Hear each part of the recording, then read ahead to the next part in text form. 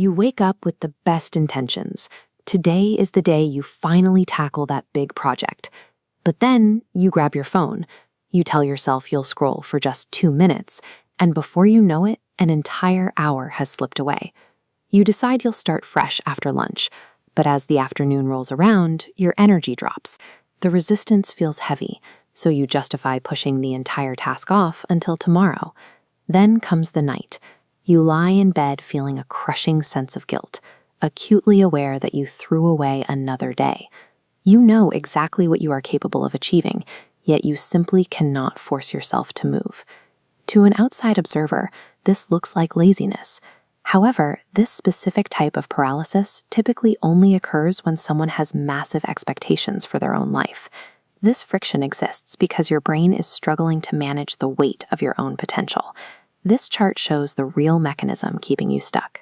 Your high intelligence and your nervous system are collaborating to lock you into a psychological paralysis trap. Look at the silent battle happening inside your head. One half of your brain dreams big and craves the reward of success, but the safety-focused half avoids stress and uncertainty at any cost. When you think about the immense effort required to reach those massive goals, the primitive side of your brain perceives that friction as a biological threat. To protect you, your brain offers an easy escape. You check social media or watch a video. This provides a quick hit of dopamine, and the immediate stress evaporates. By eliminating that immediate discomfort, your brain learns a very specific lesson. Running away from your goals feels highly rewarding. Fleeing to your phone is not a character flaw. It is simply your brain executing a primitive survival program designed to protect your ego from discomfort. You probably tell yourself that you just have extremely high standards, and that is why you haven't started. But perfectionism is rarely about a commitment to excellence. It is intense fear wrapped up and disguised as a need for comfort. This leads directly into the potential trap. Deep down, you are terrified that if you give your absolute maximum effort and still fail, you will have to admit that your ideas are just average. So you wait. You wait for the flawless strategy and the perfect timing.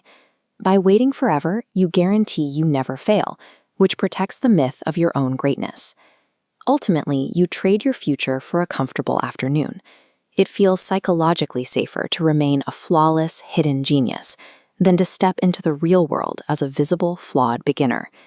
As the day winds down, the anxiety of your inaction begins to peak. To survive the evening, your brain desperately seeks a way to soothe that mounting guilt. You fall into the illusion of progress. You watch endless videos about getting rich or finding your drive. It simulates the feeling of getting things done.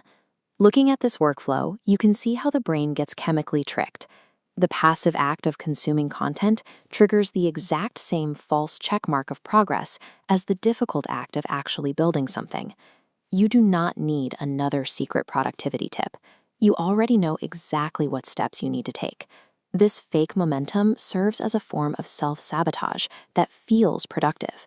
By consuming instead of creating, you satisfy the brain's need for growth while ensuring you never have to take a real risk.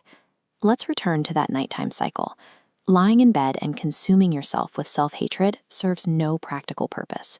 Guilt does not build houses. Shame does not fix your life. It simply convinces your brain that you are a failure, which reinforces the exact anxiety keeping you paralyzed. To break this cycle, you must practice radical self-forgiveness. You have to stop attacking yourself for yesterday's inaction. Lazy is not your identity. Lazy is simply a thing you did yesterday. Your true self retains massive untapped potential, and you can access it the moment you decide to move. Motivation is just an emotion. You will almost never wake up eager and screaming to tackle your hardest projects.